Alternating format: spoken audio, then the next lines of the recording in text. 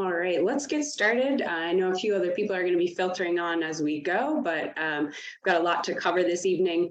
We'll try to keep it as close to an hour as we can. But first of all, I just want to say welcome and thank you so much for joining us this evening for a panel presentation on the New York State Environmental Bond Act.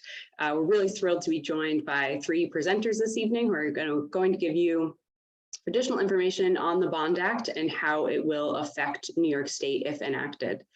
We're also joined by Donna Harris, PhD, who is the Upstate New York Social Action Coordinator for Delta Sigma Theta sorority. Dr. Harris leads the Upstate New York Social Action Committee of Delta Sigma Theta, which is a partner for this evening's event. A few housekeeping items before we really get going.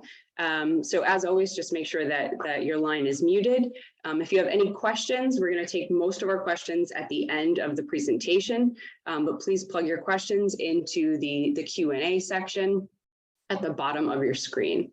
Our presenters will, they may be able to answer a few questions as we're going in the chat, but again, most of those questions will be answered at the end. So without further ado, we'll get going. Oops. All right, so our first presenter tonight is Pamela Stewart-Martinez. Pamela joins us as the Director of Civic Engagement and Organizing at We Act, which is their mission is to build healthy communities by ensuring that people of color and or low-income residents participate meaningfully in the creation of sound and fair environmental health and protection policies and practices. Pamela is a former district leader and also a mother of 7. So thank you for taking the time to join us this evening in your busy schedule. Our next presenter is Marina O'Donnell. Marina is the political director of the Northeast region of the International Union of Operating Engineers, which is a progressive, diversified trade union that primarily represents operating engineers internationally. Marina oversees their political and legislative agendas in 10 states and focuses on protecting the safety of her members. And Marina is also a Fordham graduate. Last but not least, we have Jessica Otney Mahar, who is the New York State Director of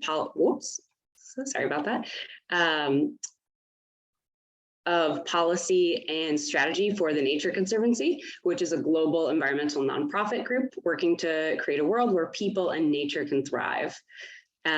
Jessica is a graduate of SUNY Buffalo, and she's advocated for dozens of laws and regulations and billions in public funding to protect the environment and tackle climate change. And Jessica is also the leader of the Vote Yes on the for Clean Water and Jobs Bond Act Coalition. So welcome to you all, and thank you so much for being here with us this evening. I'm going to start off first by talking about kind of the nitty gritty. So what is a bond act? A bond act is a measure that allows the state to take on debt in order to fund projects for a specific purpose. So it essentially authorizes the state comptroller to sell bonds up to a certain agreed upon amount in order to enact those policy changes that were discussed. New York State actually has quite a history of environmental bond acts. We've had 11 environmental specific bond acts proposed in New York State throughout the years. 10 of those 11 have passed, actually. The majority of those were proposed in the 60s and 70s when we really saw an upsurgence in people who are caring about the environment and realizing it's something that really needs to be protected. And from these bond acts, we've seen a lot of really formative and huge institutions in New York State created. So for example, a bond act led to the creation and preservation of the New York State Park System, led to the formalization of the New York State DEC. And it also, there were several bond acts that worked on protecting public health and addressing the impacts of pollution. So a bond act is similar to other pieces of legislation. It makes it on the ballot by either passing through the Senate the assembly, then being signed by the governor, and then it goes on the ballot for New Yorkers to vote on it. Or alternatively, it could be passed in the New York State budget, which is actually how this bond act was passed this year, was through, it was proposed in the governor's budget, and then ultimately was agreed upon and made it in the final budget this year. So that's a little bit of the background, and now I'll pass it over to Pamela Stewart-Martinez. Pamela? Thank you. So what is the Bond Act? The Bond Act, the Clean Water, Clean Air, and Green Jobs Bond Act is a ballot measure that New York voters will have the opportunity to approve on November 8th, 2022. If passed, the measure will protect clean water, uplift public health and the environmental protections, and improve quality of life in every county of the state. As a ballot Prop 1, the measure will be located on the back side of the ballot. It is imperative for voters to flip their ballot and to continue voting to continue to vote. So it's very important for all of us to flip that ballot over. And I will pass it on to Jessica. Thanks, Pamela. Thanks. So I'm going to talk a little bit about the specifics of the programs in this Bond Act, but there's some key purposes and key reasons that this measure is on the ballot this year. This measure is really focused on addressing some of the biggest issues that are facing our communities in New York State right now. And the first one is clean drinking water. And I'll talk a little bit more specifically in a moment about each of these programs. But you know, we really need to make sure, obviously, that we have clean water in all of our communities. And this is, you know, when you think about government and reasons that governments exist and reasons that governments spend public funds, the most basic is to make sure that people have the services they need to survive. Clean water is one of those things. Another key issue here is modernizing our infrastructure and revitalizing our economy. We want to build New York that our kids and grandkids can depend on and can grow up in healthy and they can thrive in. And this Bond Act is aimed at investing in infrastructure in a way that will ensure that that vision comes to life. And you'll hear more about that as well. Improving health and safety. You know, again, just like clean water, we need to make sure that the air we breathe is clean as well. And in particular, in places where people have been subjected to disproportionate amounts of pollution, which we'll talk about more later. But also we want to make sure that everyone has access to the outdoors. During the pandemic at the Nature Conservancy, we saw a 300% increase in people flocking to our preserves and nature trails, and New York State parks saw the same increase. And guess what? It's still happening. People rediscovered the outdoors and they love it. It's important for health. It's important for solace. For some people, it's important for religious reasons. So there's a lot in here for that as well. And then making sure we're conserving the natural resources, the air and water we depend on, including our local family farms and habitat for wildlife. So if you go to the next slide, I'll describe a little bit more about each of the programs. So there's 4 programs in the Bond Act. One is clean water. As I said, we need to make sure that our communities have access to clean water. And this funding for water quality will make sure that we can leverage the federal money that's been created by things like the bipartisan infrastructure bill. And the Inflation Reduction Act. And it'll also make sure that not only can we provide clean drinking water, but we can deal with things like more significant storms. You know, during Hurricane Ida, New Yorkers tragically lost their lives because of flooding. And a lot of the funding in this Bond Act is aimed at reducing flooding and other impacts that our state is going to face in a changing climate. So there's a lot of funding for stormwater infrastructure here as well. This funding will also help farmers improve soil health and reduce runoff into our waterways. It'll help us reduce harmful algal blooms that we're seeing in the Great Lakes. We're seeing them in our Long Island beaches and bays. And it'll help us remove lead pipes, lead service lines that are still what's bringing water to a lot of homes in our state. Open space conservation and recreation. As I mentioned, there's funding here to make sure we're conserving our forests, our wetlands, the areas that can buffer us naturally from storms. And there's also funding in here to protect our local farms. We're losing farms every single day in New York State. And these are the farms that can be providing our communities fresh and healthy food while they're running a business locally. And so we need to make sure that we're working with farmers to keep farms farming. And also this is funding that can be used to help build recreational infrastructure. So there are trails and campgrounds and safe spaces for people to get out in nature and enjoy themselves and learn. The last two categories, flood risk reduction and resilient infrastructure. Again, this is so important. We know that more water is coming and it's coming in larger amounts as the climate changes. So this funding will be used to revitalize waterfronts, rehabilitate coastal areas and restore shorelines. It'll be used to modify our transportation infrastructure, our roads, our dams, our bridges, our culverts, so that when these storms come, those roads aren't blowing out, cutting off lifelines, cutting people off from vital areas like hospitals or schools or other community amenities and community places that they rely on, especially during the emergency. And finally, climate change mitigation. We know that climate change is happening and we know that we need to reduce the pollution that causes it. We also need to reduce pollution that's just making our air dirty and not healthy and clean to breathe. And so this funding will provide money for zero emission school buses across the state.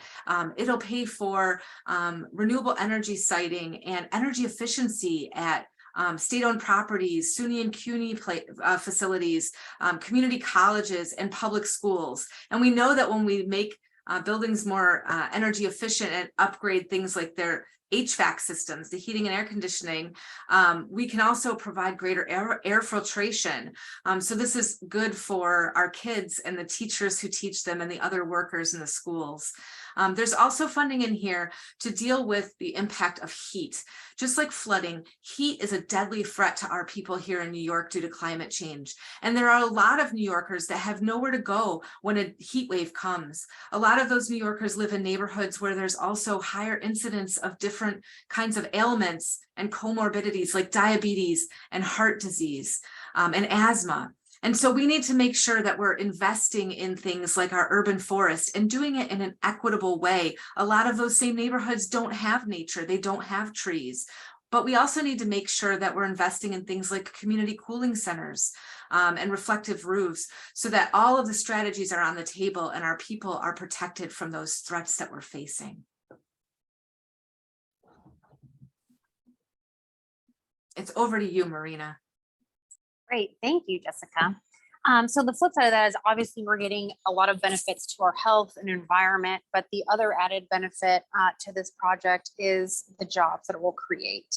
I want to step back and just say that, part of, this whole coalition working together trying to get the legislation passed in the budget was extremely significant. Not only did you have government, you had environmental groups, you had labor, and you had business all coming together saying that this is an important step for New York State, that we needed to, number one, create the jobs, create, the healthier environment, health standards, but also it's just transformational for New York State. So I don't want it to go unnoticed that this is like a huge feat, bringing all these people together and really trying to work hard to make this project or make this Bond Act come onto the ballot. And just to give you a little sense is that, it's projected to be the Bond Act would create 100,000 jobs in New York State. And part of which, talking about the legislation that we put together to allow the Bond Act to be on the ballot, is going to create, the legislation makes sure that they're going to create good green jobs. And what does that mean? The legislation requires the contractors, it requires them to pay prevailing wages, which may not mean anything to the average person, but to give you a sense, it is a number that is set by the Department of Labor for each region. That means that people working in a job in the North Country or Long Island can afford to live in these communities. It means that contractors can't run a race to the bottom or bring in low-skilled, low-paid workers at the pittance of New York State and then go spend the money in Tennessee or out of state. This is also like super significant in creating jobs for our local folks. It's an economic development project that will do all of these things, not only create jobs, create a better health, a better environment, but it's just so beneficial for the state and for all of us, I think. And it's in this, there's study after study that show that prevailing wage jobs ultimately support good wages and benefits. Research consistently shows that construction prevailing wage laws help in various ways, but not limited to the blue collar workers and earning middle class incomes. It also means a larger number of workers have health insurance and coverage and pension plans. It also creates a level playing field for high road employers, which also help entice local contractors and workers. Prevailing wage jobs also help close racial pay gaps. And prevailing wage also promotes work and produce good value for taxpayers. This is, I think, is also a very significant thing that, you know, labor unions, we spend millions of dollars a year training our workers to be the best, the fastest, and deliver the best product. So that's what you would be getting. And the Bond Act will create not just construction jobs, but approximately 100,000 jobs statewide. And if you could just go to the next slide. This is just a basically a breakdown of industries and things that will be affected and how many jobs. So construction jobs, as you can see, 7,800 construction jobs, so a little over 6,000 professional, scientific, and technical jobs, 3,600 administrative and support, 2,200 healthcare and social assistance, and the list goes on from there. But I think it's just significant to say that we don't even know how many more jobs to create. Like, it will create manufacturing jobs, I think, in upstate, where there has totally been a wipeout of good manufacturing jobs. And you see in many towns in upstate that they have lost populations because there's no good jobs. This is an opportunity to give a rebirth to that. And I think that that is obviously super significant from, you know, whether you're living in Buffalo, the North Country, Long Island, or New York City, the state will benefit in all parts, whether it's jobs, environment, health, and it's just the right thing for New York. And that's the end of my comments.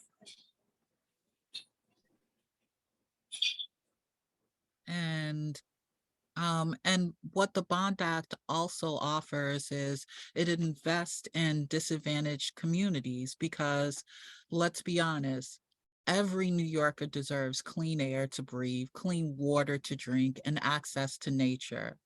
But not every neighborhood gets this, and we know this. The Bond Act will help advance environmental justice by directing at least 35 to 40% of the total funding to disadvantaged communities. Those are communities most harmed by pollution. Funding to replace lead pipes, purchase school buses, clean school buses, we're talking electric school buses, plant trees, increase energy efficiency in public buildings, and build cooling centers to save lives during the heat wave. The project will also help all of us breathe better with clean air. And this actually answers one of the questions that was inside the in the Q&A section. It wanted to know if there were specific things that were going to happen as a result. And these are some of the specific things that we can look forward to in disadvantaged communities. So can we move to the next screen? So this is why it's so important for everyone to get ready to vote. October 14th is the deadline for voter registration, and I can't stress this enough. If you're not registered to vote, please register to vote. This is a once-in-a-lifetime opportunity that we have here to improve all of New York State, especially communities that have been impacted negatively from climate change, and also from like just being in disadvantaged communities. So it's very important for you to vote. I'm not going to tell you how to vote, but I'm hoping we're on the same page here. October 14th is the last day that you can register to vote if you're not registered already. October 19th is the last day that you can change your address. And if you've moved since the last time you voted in New York State, you must notify the Board of Elections by filing a paper voter registration form and returning it either by mail or at your local Board of Elections. And you can find that at your local Board of Elections at New York State, I think it's New York State Board of Elections. You can just Google it and you can get that information there. Next slide, please. So we really need you to get out and vote, and you can vote by absentee ballot. You can reach out to the Board of Elections and have them mail you an application, but that application has to be in by October 24th. I mean, it has to be in by October 24th. If you want to fill out the application in person, you can go up to the Board of Elections, your local Board of Elections in each county up until November 7th. And I mean, well, you can drop off your, not your application, you can drop off your ballot up until November 7th and November 8th. So I suggest, like, if you're going to do an absentee ballot, please, please, please drop it off by November 7th. Put it in your mailbox by November 7th. Even though here it says November 8th, it must be postmarked, but sometimes things happen. So please get it in the mail early. You can also do early voting. Early voting starts October 29th and it ends November 6th. So the 7th, you're not going to be able to vote, but Election Day is like a day later. So you can actually vote on Election Day. Some folks like to do that. But if you have the opportunity to vote early, I encourage you to. And I pass this on to Jessica. All right, great, thank you. So just to finish this off, and then we'll get to Q&A. So make sure I see Q&A is already happening, and we'll get there. But just remember, wanting folks to remember how to get more information. There's some websites here. Pamela covered Board of Elections. If you want to learn more about the measure, you can also go to voteyescleanwaterandjobs.com. And you can follow, if you're interested in following the campaign on social media, we're on a number of platforms there as well. So with that, Erica, are you moderating Q&A? Yes, yep, thank you so much. I'll also make a really quick plug for vote411.org, which is the League's online voter platform. And you can also follow up there with additional information about the Bond Act and see what's going to be on your ballot this November. So we are going to start with the question and answer portion of the evening. Wanted to make sure we definitely had a large amount of time for that.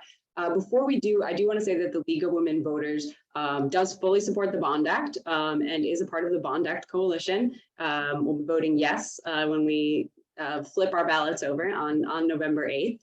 But I want to make sure that I hand it over to Donna Harris. Dr. Harris will be leading the Q&A portion of the evening with myself. And so Donna, if you want to share a bit more about Delta Sigma Theta's opinion and then kick us off with the first question, that would be great. Thank you so much. So Delta Sigma Theta Sorority Incorporated was founded in 1913 at Howard University. We have over 300,000 members, US and internationally.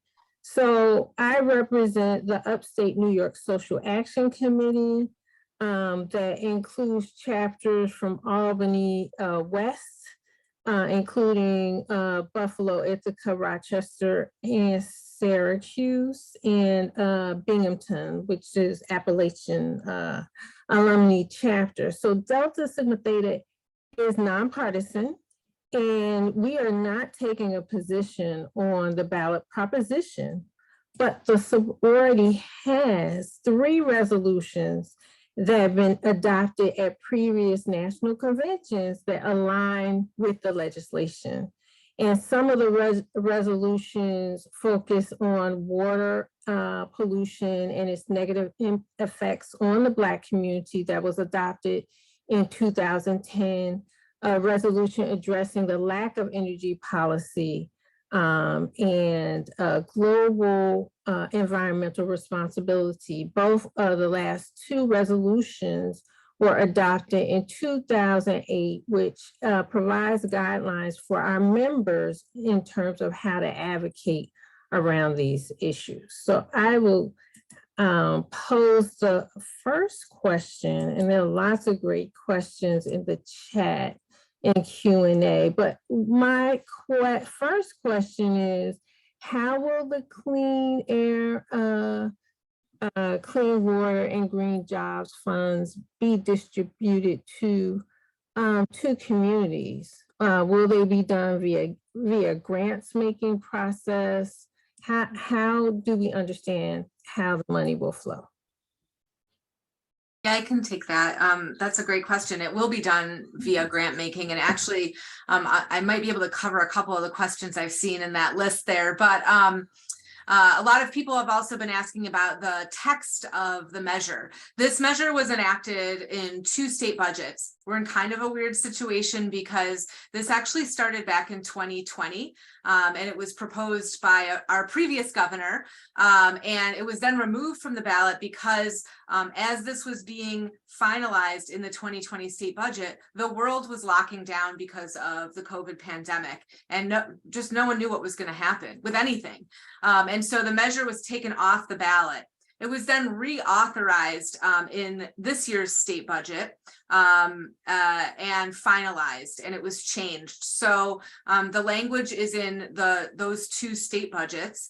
The language of the Bond Act, the legislation, actually has very specific information in it about within those 4 programs, the breakdown of funding that goes to each piece of that program. So for example, how much is in there for energy efficiency at public buildings? That is in there. It's $400 million.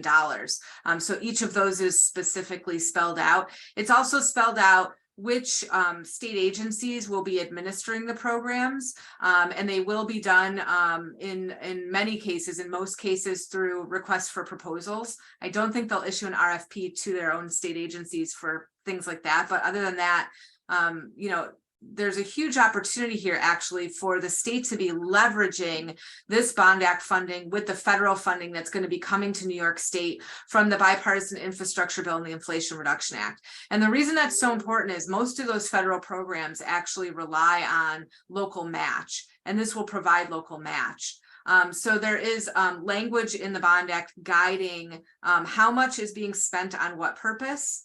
And there's language in the Bond Act guiding how that money will go out and what kind of entities are eligible. In some cases, like stormwater projects, it's for municipalities. They're the ones who own the stormwater systems. In other cases, like farmland protection, it may go to a mix of entities. It could be a town, and it could be a conservation organization that's working with farmers.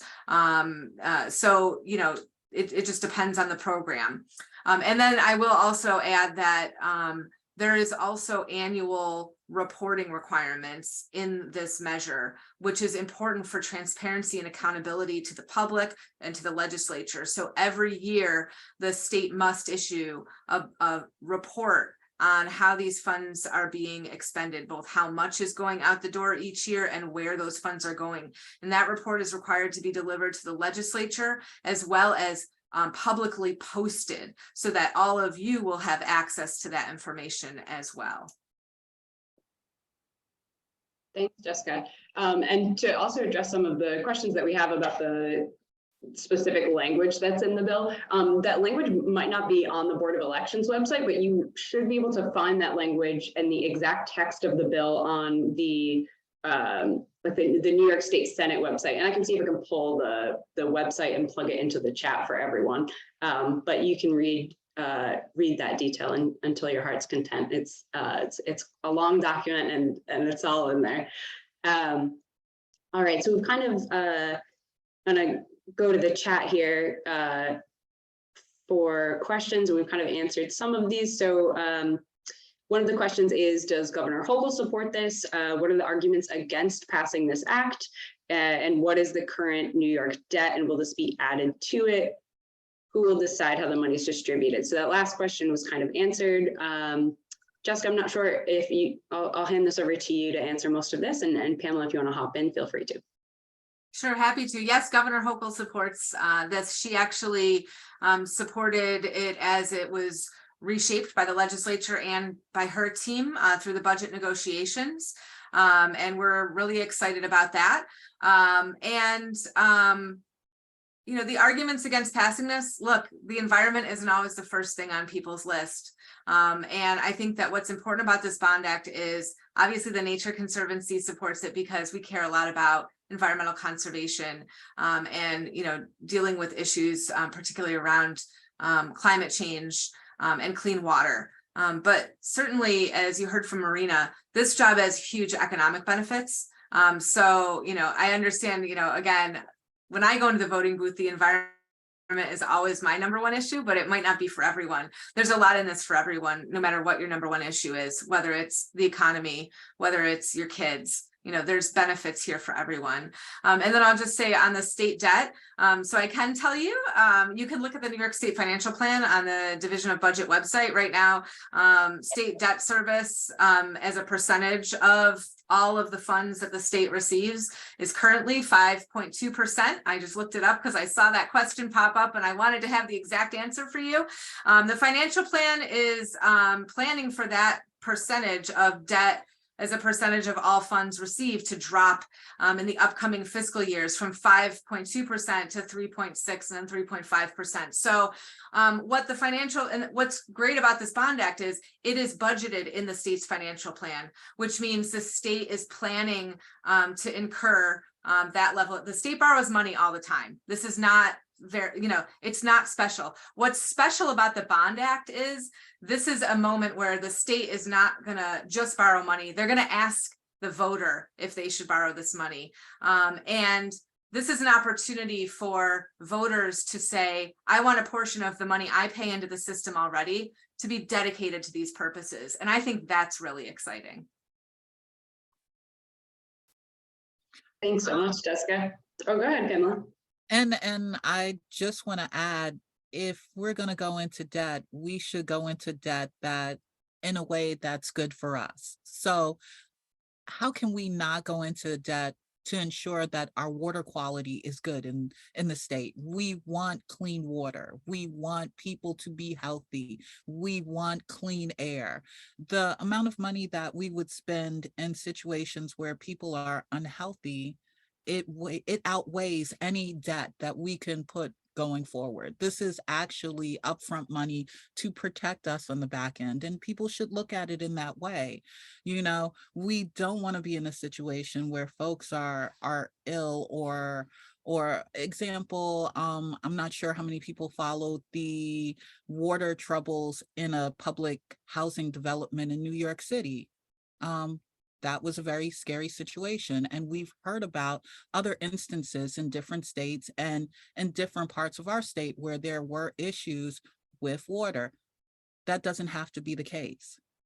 And the amount of jobs that we're going to generate, it's going to be definitely a benefit to the state in its entirety. That's all. Thanks so much, Pamela. We actually do have a question here that's kind of a follow-up on that. Talks about how the money will be dispersed. So what percentage of the funds will be designated to New York City and what to upstate? How is it divided across state regions? And you know, how is it divided amongst communities? So this is kind of a question to you both. So my understanding is that the controller actually has to say in it, and I don't think that he's made that decision as of yet. I think that decision and the interest rates are going to be decided once the approval goes through. Have you heard anything differently, Jessica? That's my understanding. So I think this is more about where the money is going to get spent. And so the way the bond act's written is not, it's not a laundry list of earmarks or political deals about which projects get funded. It's key programs. And so a lot of these programs will be statewide. There are some programs that will naturally lend themselves to, for example, cities. There are some programs that will lend themselves to more rural areas. So things like, farmland protection. Well, we know where our farms are, right? Things like urban forestry that happens in urban areas. But I will say one kind of filter on where this funding gets spent, which Pamela covered earlier, is the requirement that 35 to 40% of these funds benefit disadvantaged communities. What is a disadvantaged community? Those are being defined right now through a very public process through the state's climate law. And if you want to learn more, you can go to climate.ny.gov.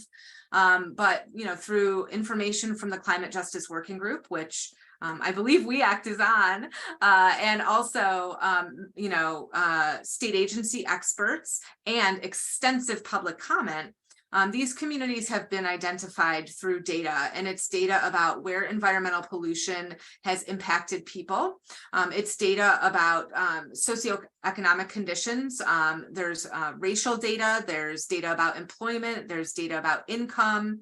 And so these conditions, there's also health data, and these data sets have all been put together to identify areas that, again, have subjected to disproportionate amount of pollution and are also suffering from these other problems. And you can look at a map on that website of these communities. And that is really a way to ensure that this funding is restorative, and this funding uplifts communities that have been forced, frankly, to suffer from the impact of pollution for so long. I'm actually dropping it in the chat right. Thank you so much. I can't multitask like that.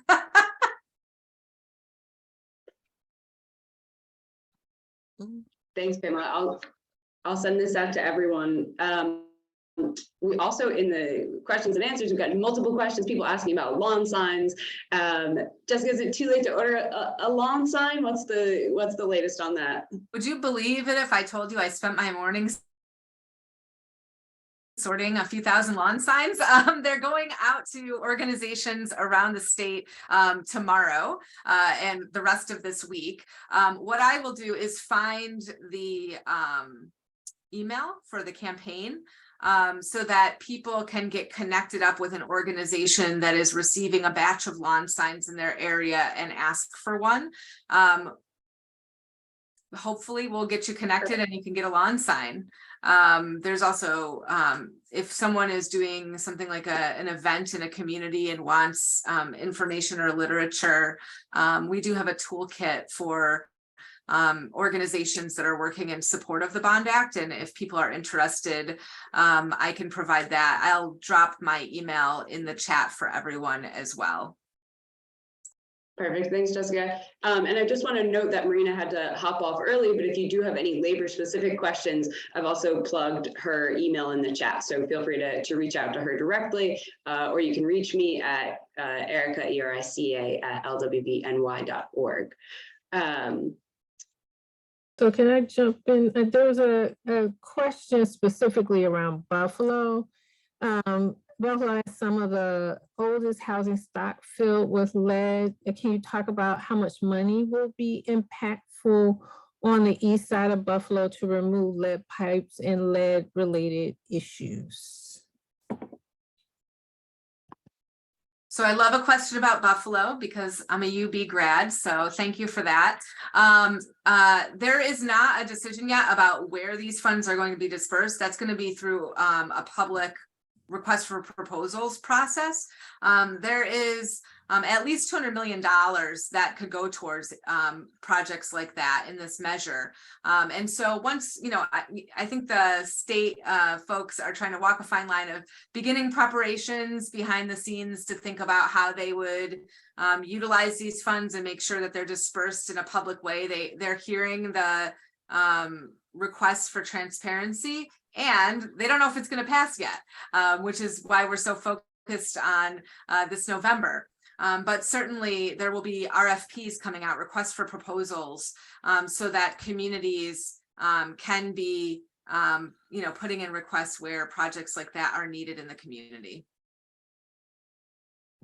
So if this passes, how can people follow kind of the process? So those who have questions about like, how do I qualify? How does my community qualify for these funds? What's the best place to follow the process? I am expecting they will have a website up on either the state website, which is ny.gov, or probably Department of Environmental Conservation's website with more information. And so, as I said, in addition to that annual reporting, which is more of an after the fact discussion, I do believe once this thing goes live, there will be also a lot of information available. I think they're waiting to see if it actually becomes reality before doing that. So our next question has to deal with it comes from Stephanie. She says, can you please discuss any impact on inflation, the New York State budget, and people's taxes? Will we see an increase in taxes from this measure? That's one of my favorite questions because in a lot of states, the Nature Conservancy works on conservation ballot measures around the country every year. And sometimes that is the question. It's, are you willing to pay X amount through however, whatever kind of vehicle to fund this? And in this case, voters aren't being asked that question because this is budgeted. This is something that is fit within the state's financial plan. And so the funds that people are already paying into the system will be used to support this. I lost track of where the question was asked. I'm sorry, Erica. The other piece was about inflation. I think the great part about this bond act is that it is very well aligned with a lot of the programs in the Inflation Reduction Act that was passed recently by Congress. And so, this bond act not only will it allow us to leverage those federal funds, it may actually, in fact, allow us to bring more funding into New York State from Washington. And New York State's generally an exporter of funds to the federal government. So this is an exciting opportunity for New Yorkers. I don't believe that it will add to inflation. I think that's a much more global and national question. And we've got another finance question here. A question from Kimberly. So is a portion of the project funded by the budget, or are all of the projects funded by this debt that would be created? So the funding is through the debt that will be created, but obviously when you take on debt, you need to repay it. So the debt service payments are what I'm talking about being budgeted. So Perfect. Thank you. So, oh, go ahead, Don. I was actually going to hand it over to you if you wanted to ask your next question. Is a negative TV ad campaign expected this year as far as the last ballot measures that were voted down? And if so, is there a plan to counter those TV ads? So yes, last year was a big lesson because we had a number of ballot measures that were voted down. We also had an environmental ballot measure that gave us all the constitutional right to clean air and clean water. I'll let Pamela talk about that. They won. But we don't know. We haven't seen anything yet, but from day one, the organizations, and there's almost 300 of us now that are part of Vote Yes for Clean Water and Jobs, we're not going to take this thing for granted. And so we've been working very hard to plan a campaign that will reach key voters based on public opinion research that we've done, and make sure that they're understanding what this is and that this is on the ballot. And we are launched and ramping up through the next month to make sure that that campaign is executed. So you should start seeing more, hearing more in your newspapers. Perhaps some of you will be seeing ads online, on social media. And we're also working to make sure that we're getting the word out in things like editorials and letters to the editor and opinion pieces. And we have wonderful local leaders. I saw George Latimer in here somewhere talking about the local resolutions that are being passed. Thank you so much, George Latimer. But we have these amazing county and local government officials across our state, including the New York State Association of Counties, that are passing resolutions in support of this measure and really getting the news out in local papers that way too. So it's all coming together and it's very exciting. I personally don't foresee anyone coming behind us. I mean, and I do a lot of this analyzing. I don't think it's going to happen. I think they realize that their money is spent better in other areas because we've already dominated this and we've been dominating it right from the very beginning. So I don't foresee them coming after this. There may be other things that are not related to this. And then if you keep in mind the ballot measure from last year, I mean, that went overwhelmingly really well for us. I mean, the message was very clear. It was very clear on the ballot. The message here is very clear on the ballot as well. I think people are now becoming more accustomed to flipping it over. We just have to keep reminding them to flip the ballot over. And I think we have built a very cohesive team. And so we complement one another well, and we're working strategically better today to make sure those things don't happen. So I do not believe they're going to mess with us. That's just my personal thought, but I think I'm right on this. Another question for you, actually, Pamela, is how will it be ensured that minority and women-owned businesses are able to compete fairly for contracts? Oh, wow. You mean through the Environmental Bond Act? Yes. Okay, so I think they're still trying to work out the details, and correct me if I'm wrong, Jessica, about exactly what the criteria is. I think that there's a draft here. I know with the federal government, they do not allow race to actually be a criteria that you could actually use. That's my understanding. But I think in this, we're trying to figure out a way to make that somewhat available on the state level as far as areas that would benefit most from this. But as far as minority-owned businesses and them actually getting the contract, I'm not sure how that process works. I think Marina would have been the better person to ask about that. I will say, I think that all of the state's MWBE provisions in that program will apply. They've been applying that pretty broadly across grant programs in New York State. And so that is one positive aspect of this. I will hop in. I previously had a stint working in federal contracting and kind of state contracting, and they do often federal and state contracting will allot a certain pot of funds for small businesses or small women-owned businesses or minority-owned businesses. So I would hope it would be the same in this instance, but that's definitely something to keep our eyes open for, right? So. Yeah, because I was looking at the climate economic justice screening tool, and I believe, I'm not 100% sure, but I'm not sure if that's one of the criterias that is inputted there. So there's a question about the bonds. So does the state controller decide by himself whether to issue all the bonds in 2023 or whether to issue some bonds in 2023, other bonds in future years, perhaps because interest rates will be very high in 2023 as a result of the Federal Reserve actions?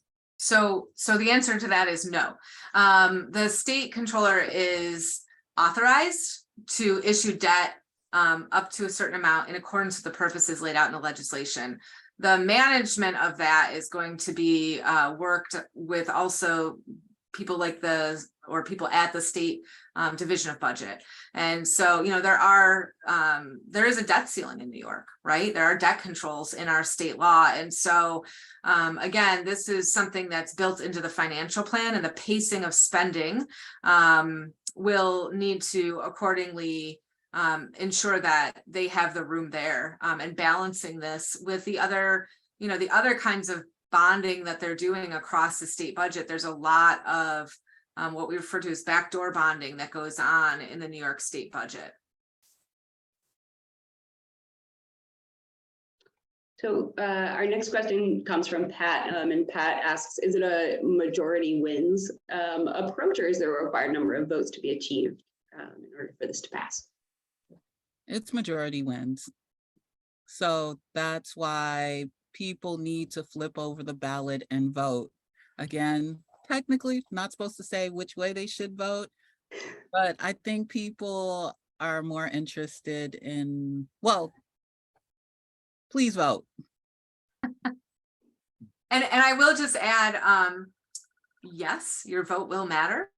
And there's a lot of what we call drop off, where people vote in those first couple of big races on the ballot and then they don't complete their ballot. And, you know, in some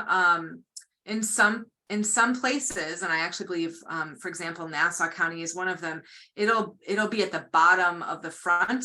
It may not be on the back. So it'll be at the end of your ballot. Go all the way to the end, vote in every race. It will be Prop 1 on everyone's ballot. No matter where you live in New York State, you will see this as the first question that you're asked at the end of your ballot.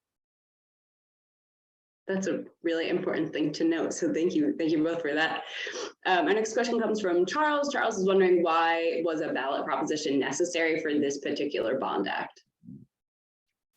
Because the law states that if you spend a certain amount of money, you have to bring it to the public and have the public vote on that. It's part of our state law.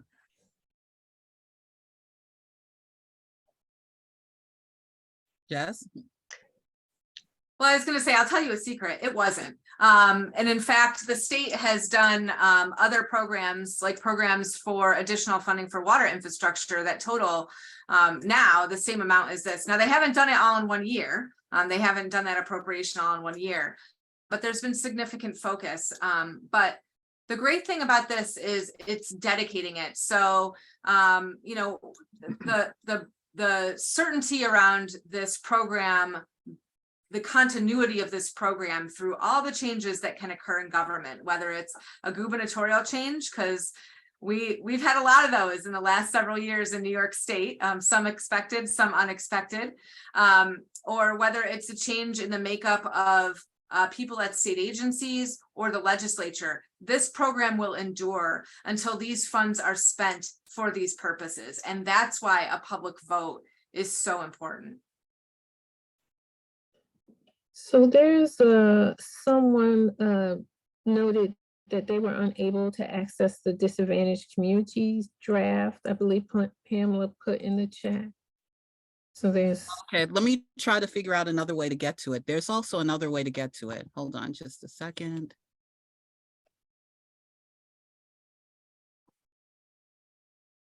Just a minute. Thanks, Pamela. I'll jump in and take you off the hot seat and ask another question here while you're pulling that up. Let's see. So one of the questions is, how will the provisions of the Bond Act support family farms? Would farmers apply for grants? This person's son is an organic farmer. So. Kudos to your son. Farming is a really hard business, and it's really important work. So thank you. There's probably several programs in the Bond Act that will support work on farms. One is farmland preservation, and this is something that, you know, farmers have been doing for a long time, willing farmers with land trusts in New York State. And it's a way for farmers to, for example, sell the development rights of their farm and retain the ownership of their farm so that the farm can stay in farming in perpetuity. They get income from the sale of those development rights. And it's a long-standing program, and this will infuse new dollars into that. That's a program that's run through the State Department of Agriculture and Markets, and is again a partnership with local counties and land trusts. So that's one.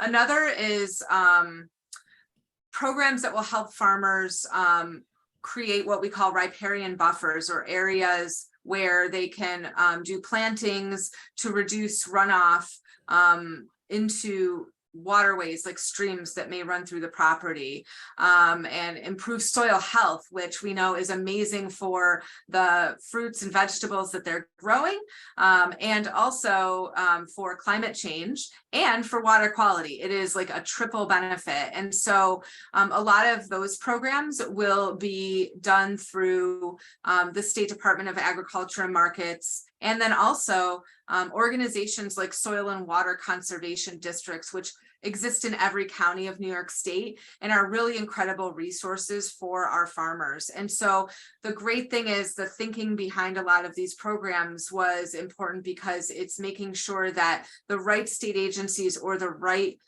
organizations that are interfacing with these communities already are engaged in the administration of the program.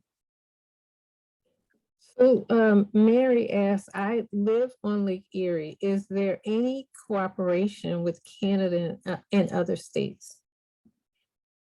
So the short answer is yes. There's nothing in here we're not giving money to Canada from the Bond Act, although we do love our neighbors to the north. But there's a lot of programs in this Bond Act actually that are focused on implementing regional strategies and plans for resilience and restoration. And so something like the Great Lakes Action Plan, which is a document with a lot of public input that the Department of Environmental Conservation has put together. And also, again, there's Great Lakes funding that comes from the feds. Those programs are prioritized here. And so there's a lot of exciting opportunity to not only implement things that are relevant here in New York State, but also programs that connect New York State with neighboring jurisdictions where our natural resources that know no boundaries span. So places like the Great Lakes or systems like the Appalachian Forest, which runs right through New York State, and all the way up to Maine and all the way down into the Carolinas. And so there's a lot of exciting opportunity here for New York State to really make an impact, not only here, because obviously things we do in New York benefit New York, but also by kind of upping the game in these regional programs. So are there specific projects planned at the state level that are kind of primed and ready to go as soon as the Bond Act passes? That's a question from Deborah.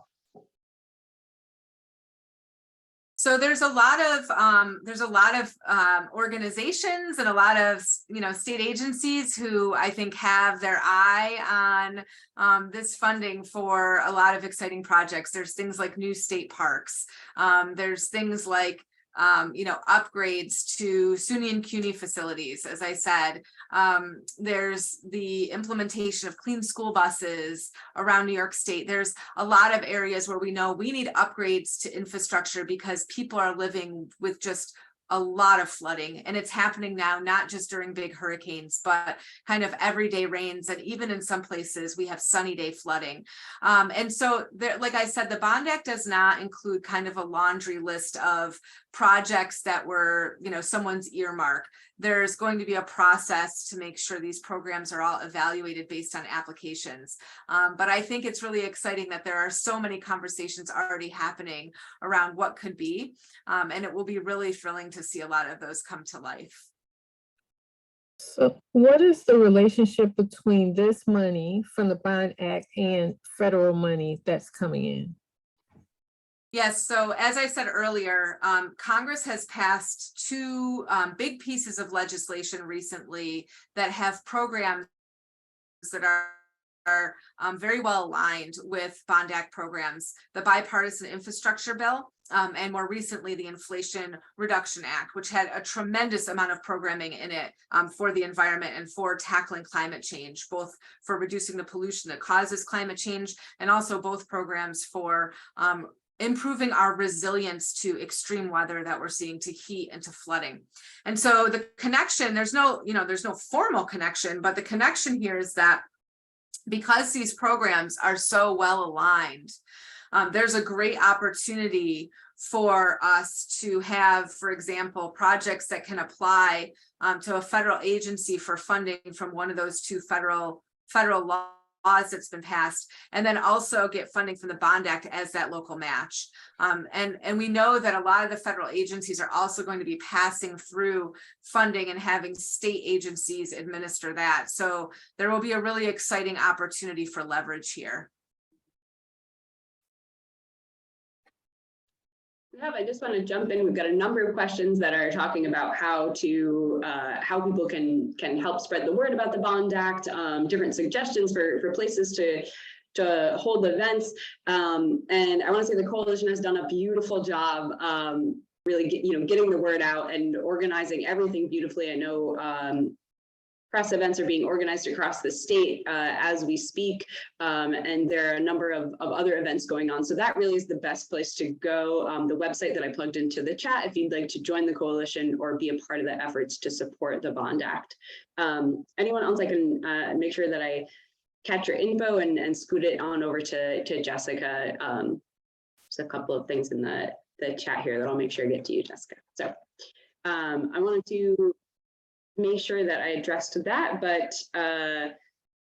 one of our next questions is, are there going to be provisions in the act that that mandate minority workers in well-paying jobs, or is it mainly focused on community disbursement? So I don't know if we want to address that. I am not clear on that one. I think that would have been a Marina question. Yeah, and yeah, the provisions in the Bond Act are really focused in on the communities. They're not focused in on who's doing the work.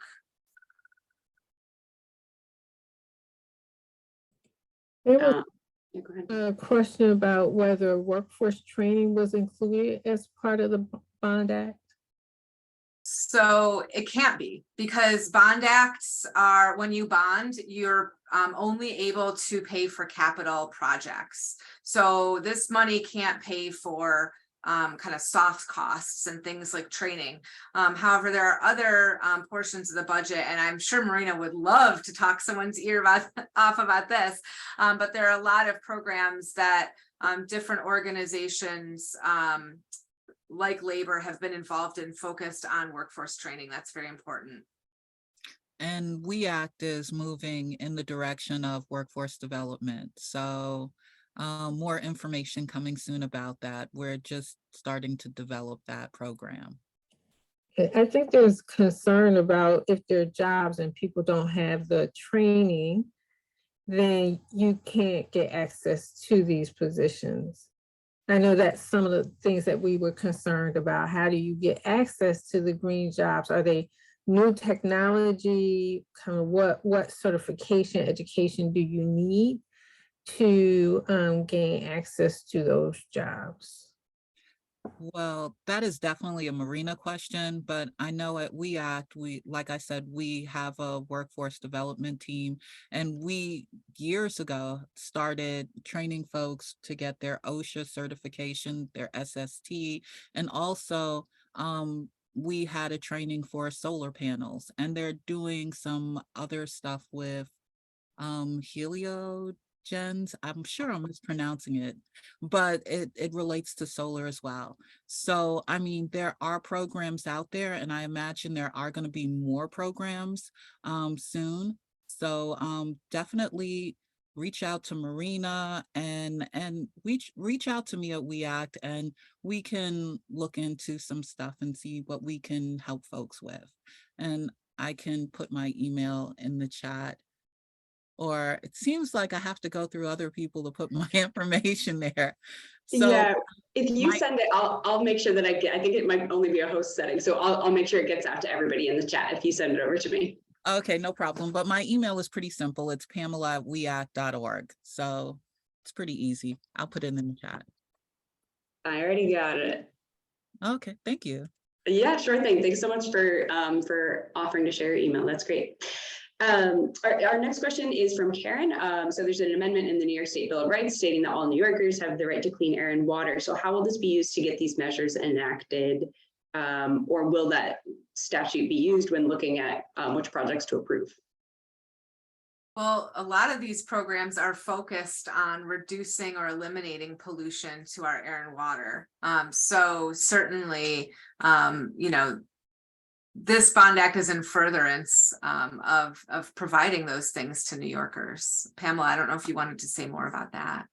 It was my understanding that if with that passing of that particular bill, that it would implement some sort of consequences to folks who violated that in some sort of way as well.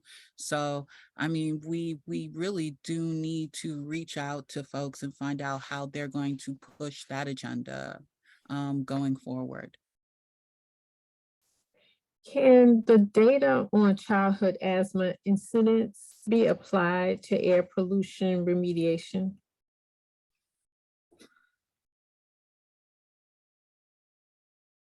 Pamela, do you want to speak to that first? Or So I don't even know where to begin with that. But yeah, I mean, I did read about air monitors in certain communities, but I wasn't sure if that's part of the IRA because now I'm mixing some of it. But they're going to be air monitors placed in disadvantaged communities. I think that show a propensity of having been inflicted by oh my goodness, uh, communities that have been impacted over a long-standing time period with a problem like bad actors in our community. So I know that that's going to be happening, but I'm not sure if that is under the IRA that they're going to have these air monitors or if it's going to be under the Bond Act. But I do know that they're going to be monitoring these things, and quite honestly, there should be more happening. I currently live sandwiched between the Cross Bronx Expressway, which is supposed to be capped, with some of the money that we're going to be using from these projects, and the Bruckner Expressway. And so in my community, we are definitely we are those folks that experience the high asthma rates, experience the other health issues in our community as a result of having all those pollutants in our air. So I'm not sure if I actually answered the question, but yeah. No, that's really interesting. That's the first time I'm hearing about an air monitor in a specific location. That's great. That's I think they're going to do that, and I can't remember if it's the IRA or if it's within this. Do you remember, Jessica? Is it the IRA or this one? no, it's not. And then, well, first of all, I'll just say the data on it, things like asthma, was included when the Climate Justice Working Group did the evaluation of disadvantaged communities. And again, that was all subject to public hearing. And I think they're still taking in that information that they got during the public hearing and finalizing those communities. But there was air monitoring program established in the Climate Leadership and Community Protection Act. And I do believe, as Pamela said, there are both state and federal funds now going into making sure that monitoring system is alive and benefiting communities and benefiting the state and getting new data so that decision making is more well informed by the data. And maybe a follow-up question for you, Jessica. Could you talk a little bit more about the allocation towards water conservation within the Bond Act? Yeah, I saw that one pop up and I was like, wait a second. So I'm just looking here. Most of the water funding is focused on water quality, so reducing pollution. However, there are a lot of areas where we're seeing things like water leakage in drinking water systems because they are so outdated and old. And so as we upgrade our water systems, we will gain efficiencies. There is not funding in this measure that's directly, for example, for, like homeowners to install water efficiency technology. But there may be funding that could be used in here for programs at the municipal level. So the municipal water systems that do increase efficiency as they also modernize the system. Okay, I did find it. My mistake. It is in the Inflation Reduction Act, and it provides $3 billion in funding for environmental and climate justice block grants. And 236 million will go towards increased air pollution monitoring. And that's intended to benefit disadvantaged communities. So it wasn't this one, it's the IRA. Perfect. Thanks for the clarification, Pamela. No problem.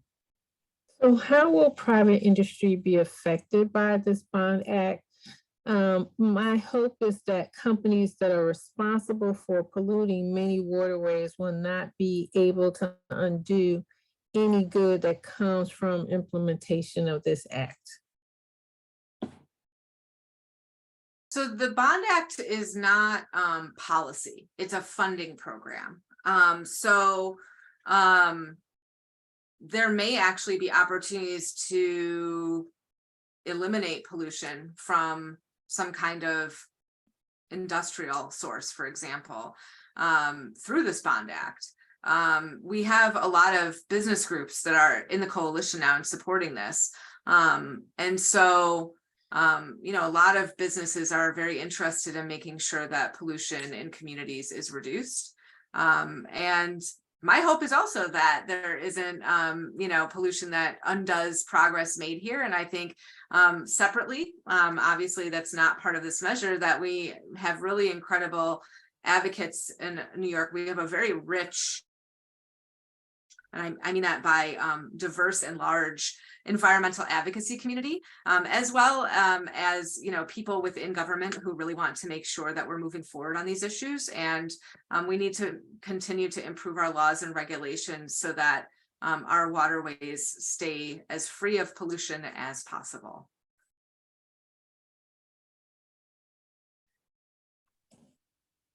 One of our other questions was, will all of the funds be dispersed in 2023? I'm sorry, I thought I answered that.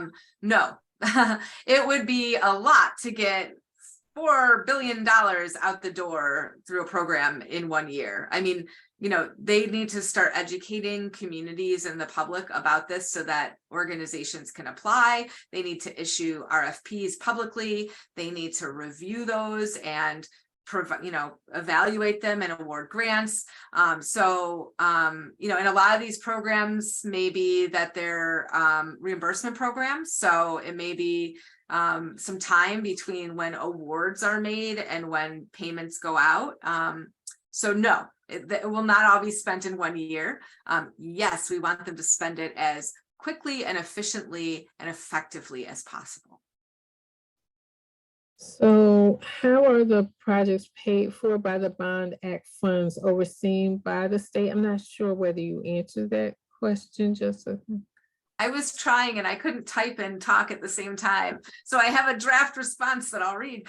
So as I said earlier, this is an important question. All projects are going to be overseen by New York State agencies. And so, again, the grants will be issued with the due diligence that comes along with applying for state funding. And then following that, those programs are subject to annual reporting, which is due to not only our legislators, but also to the public. So you will be able to take a look and understand where those funds are going and what they're going towards in all different areas of New York State. And then we have a question that's more of a capacity question, and maybe almost an opinion question, but it's, do you think New York State has the expertise to execute projects for climate resilience? After Superstorm Sandy, it seems like a lot of these projects were not fully executed. Yeah, I think after Sandy, that was the first time that the state was really trying to take an all-of-government approach and work with communities to address the different and various needs that existed across the state with regards to storm response. There were a lot of ambitious plans made across, there were all these different regions with tons and tons of projects kind of thought up or identified through impacts from the storm. And it wasn't just Sandy, it was also Irene and Lee, which really hit upstate as well. We saw some things implemented and it was a great start. And we saw some things where mistakes were made. And actually some of that feedback was included as we were constructing this bond act with legislators. Things like, if you buy out an area because it floods, don't put people back there. Don't put people in harm's way again. So I think that the state is building the expertise it needs.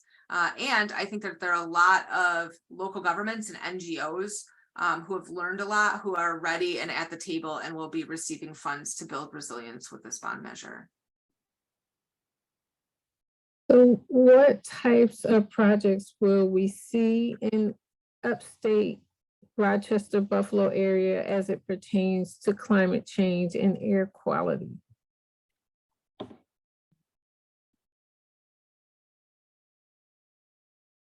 So, as I said, there are programs set up for those purposes, but there are not currently projects already identified. The purpose of that was that this is not going to be a laundry list of, someone's earmarks. This is going to be done through a public process, and it's focused on, quality programs, and then getting in requests for proposals, getting those out and getting in good project applications. So for climate change and air quality, there are a lot of different programs. Some of them are renewable energy placement on state facilities, energy efficiency at places like state-owned buildings or SUNY and CUNY, community colleges, public schools.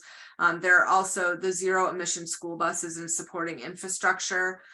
There's funding to reduce air and water pollution in disadvantaged communities. That's on top of the requirement that 35 to 40% of the entire bond act be spent to benefit those places. There's urban heat reduction programs, whether it's green roofs or community gardens or community cooling centers or urban forestry.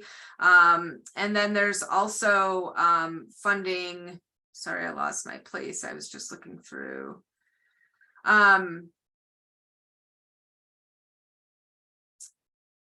There's funding for reducing methane pollution, and that's another one that will actually benefit agricultural lands as well. So there's a lot of different programs that will touch down in those two issue areas.